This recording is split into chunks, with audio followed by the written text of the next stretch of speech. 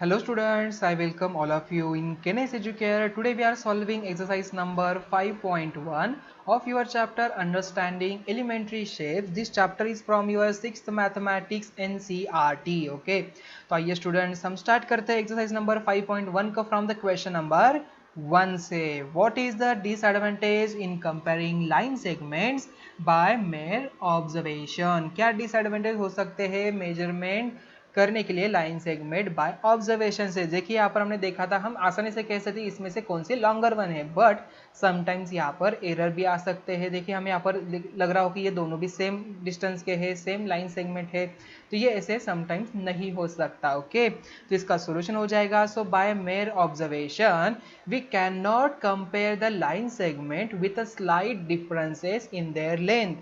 So we cannot say which line segment is of greater length, hence the chances of errors due to improper weaving are more. Okay. Chalo, next question. Why is it better to use a divider than a ruler while measuring the length of a line segment? So इसका solution क्या हो जाएगा. So while using a ruler chances of error occur due to the thickness of the ruler and angular viewing. Okay, यहाँ पर देखिए हमने देखा था कि एंगल, देखिए यहाँ पर एक मेजर स्केल कर रहे हैं, हम यहाँ से देख रहे हैं. ठीक है, तो यहाँ पर ये मेरी स्केल हो जाएगी, तो ये मेरा आई समथिंग यहाँ पर हो जाए, तो ये यहाँ से देख रहा है, ये देन यहाँ से देख रहा है. ठीक है, देन ये यहाँ से देख रहा है, और यहाँ पर ये पोजिशन यहाँ पर है. ठीक है, सो ये यहाँ से देख रहा है, यहाँ से करेक्ट पोजीशन यहाँ पर ये वाली होनी चाहिए. ठीक है, तो यहाँ पर करेक्ट पोजीशन भी होनी चाहिए. So while using a ruler chances of occur error due to the thickness of the ruler. First point क्या हो जाएगा, thickness of the ruler and angular viewing. यहाँ पर इस साइड से देख रहा है, कोई इस साइड से देख रहा है, कोई इस साइड से देख रहा है, कोई इस साइड से. नहीं, हमें देखना है सामने से. Okay, hence using a divider accurate measurement is possible. चलो चलते हैं नेक्स्ट क्वेश्चन की तरफ.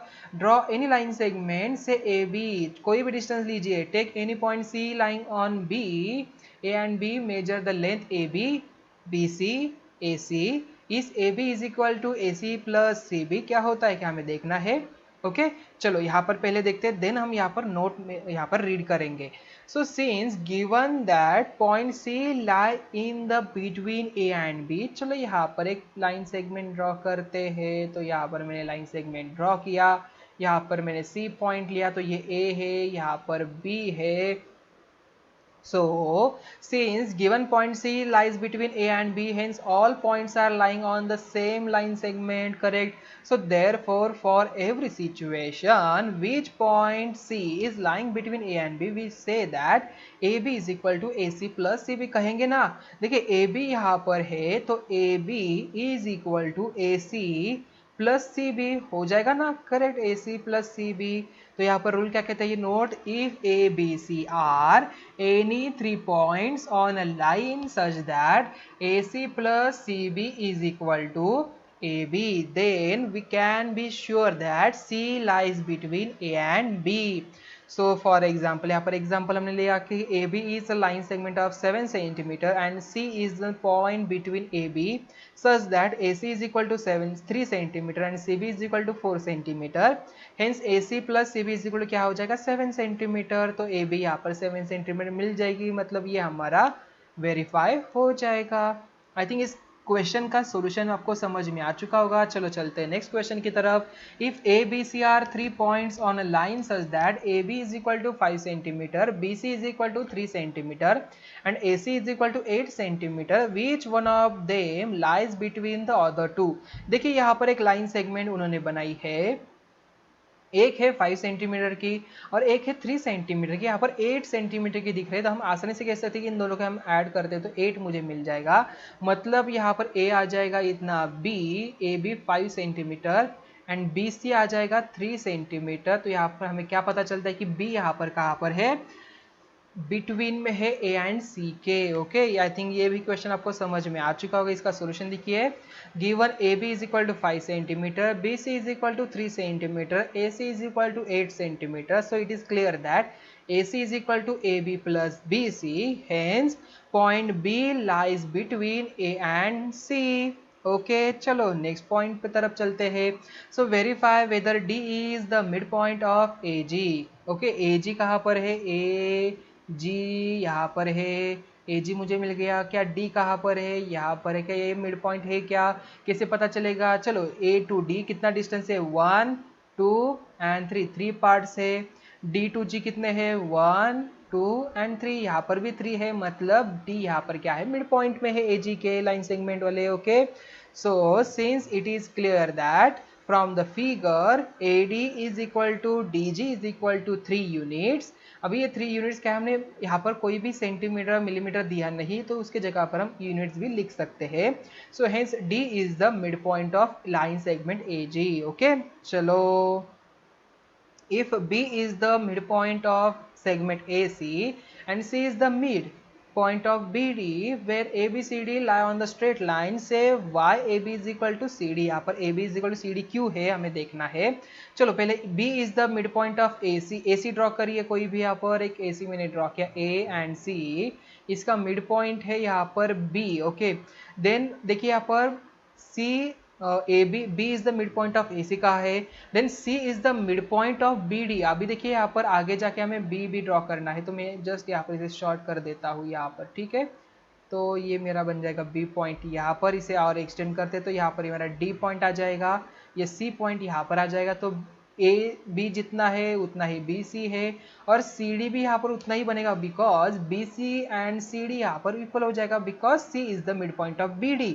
सो where A B C D lie on the straight line, A B C D straight line पे ही है, तो ए बी ये वाला एंड सी डी यहाँ पर क्यों इक्वल है हमें बताना है। So B is the mid point of A C, hence A B is equal to B C हो जाएगा। Then C is the mid point of BD, hence BC is equal to CD हो जाएगा। अभी from this equation A1 and 2 हम कह सकते हैं कि AB is equal to CD यहाँ पर बन जाएगा। क्यों, अगर AB BC इक्वल है एंड BC अगर CD से इक्वल है, तो AB एंड CD तो हो जाएगा ना, करेक्ट ना। देखिए A पर्सन B से इक्वल है एंड B अगर C से इक्वल है, तो B यहाँ पर कॉमन है, B इससे भी इक्वल है, B इससे भी इक्वल है, तो ये दोनों भी इक्वल हो जाएंगे ना। तो उसी तरीके से यहाँ पर A B and C D भी यहाँ पर क्या हो जाएगा, इक्वल बन जाएगा। तो स्टूडेंट्स अभी हम देखते हैं next question, question number 7। Draw 5 triangles and measure their sides, check in each case if the sum of the length of any two sides is always less than the third side। Okay चलो यहाँ पर first one मैंने draw किया ये triangle A B सी, जहाँ पर A B है 2.5, BC है 4.8, AC है 5.2 सेंटीमीटर। तो AB इज इक्वल टू 2.5 मुझे मिला, BC is equal to 4.8, AC is equal to 5.2। So AB plus BC क्या है, 2.5 प्लस 4.8 इज इक्वल टू 7.3, मतलब 7.3 इज ग्रेटर देन 5.2, मतलब क्या हो जाएगा, तो AB plus BC is greater than AC। Okay तो यहाँ पर हमने देखिए चेक किया कि sum of the length of any two sides is always less than the third sides। Okay जो भी यहाँ पर थर्ड साइड है उससे यहाँ पर ये लेस होती है, हम यहाँ पर लर्न किया। So hence the sum of any two sides of a triangle is greater than the third sides यहाँ पर है। अगर ये ग्रेटर है मतलब ये स्मॉलर ही हो जाएगा ना, sum of the length of any two sides always greater than होगी। ठीक है स्टूडेंट्स, यहाँ पर करेक्शन कर लीजिए, यहाँ पर ग्रेटर होना चाहिए, ठीक है ये प्रिंटिंग मिस्टेक हो गई है। सो यहाँ पर ग्रेटर होगा। नेक्स्ट वन देखिए, अभी यहाँ पर नेक्स्ट ट्रायंगल मैंने ड्रॉ किया है 2 सेंटीमीटर वाला, 3.5 एंड 2.5। तो 2 प्लस 2.5 मुझे मिल जाएगा 4.5, जो यहाँ पर ग्रेटर है 3.5 से। या तो मैंने यहाँ पर इन दोनों का ऐड किया तो ये भी यहाँ पर इससे ग्रेटर वन हो जाएगा, या तो मैंने इन दोनों का ऐड किया तो ये इससे ग्रेटर वन जाएगा। ठीक है नेक्स्ट केस देखिए, यहाँ पर ये ट्रायंगल मैंने ड्रॉ किया है 6.8 सेंटीमीटर, 5 सेंटीमीटर, 3 सेंटीमीटर। 5 प्लस 3 मुझे 8 मिल जाएगा, 8 is greater than 6.8। Okay so यहाँ पर X Y plus Y Z is greater than Z X, hence the sum of any two sides of a triangle is greater than the third sides. Okay चलो next यहाँ पर case हमने draw किया है ये वाला। यहाँ पर MNS है, MN मुझे 2.7 मिल रहा है, यहाँ पर 4.7, यहाँ पर 4 सेंटीमीटर है। So MN plus NS is equal to 2.7 plus यहाँ पर 4 यहाँ पर सेंटीमीटर है, तो 6.7 मुझे एडिशन मिल जाएगी, जो यहाँ पर 4.7 से क्या है ग्रेटर वन है। So hence the sum of any two sides of a triangle is greater than the third sides. Okay चलो नेक्स्ट वन देख लेते हैं। अभी नेक्स्ट क्या है, ये वाला ट्रायंगल फिफ्थ केस वाला, यहाँ पर के एल एम मैंने ड्रॉ किया, जो यहाँ पर 3.5 3.5 और 3.5 तीनों भी यहाँ पर इक्वल है। सो यहाँ पर K L plus L M is equal to 3.5 plus 3.5 centimetre. So is equal to क्या हो जाएगा 7 सेंटीमीटर, जो यहाँ पर ग्रेटर है थर्ड साइड से, जो 3.5 से है। So K L plus L M is greater than km. Okay, so hence the sum of any two sides of a triangle is greater than the third sides. Therefore we conclude that the sum of any two sides of a triangle is always greater than the third side. देखिए ध्यान में रखिए, यहाँ पर कुछ typing mistake होगा, तो यहाँ पर लेस देन नहीं होता, ग्रेटर देन होता है। Sum of length of any two sides, okay, ये ऑलवेज ग्रेटर होती है थर्ड साइड से। ओके, ये आपको ध्यान में रखना है। तो स्टूडेंट्स यहाँ पर ही हमारा जो एक्सरसाइज है 5.1 यहाँ पर ही एंड हुआ। तो मिलते हैं नेक्स्ट वीडियो में। Thank you.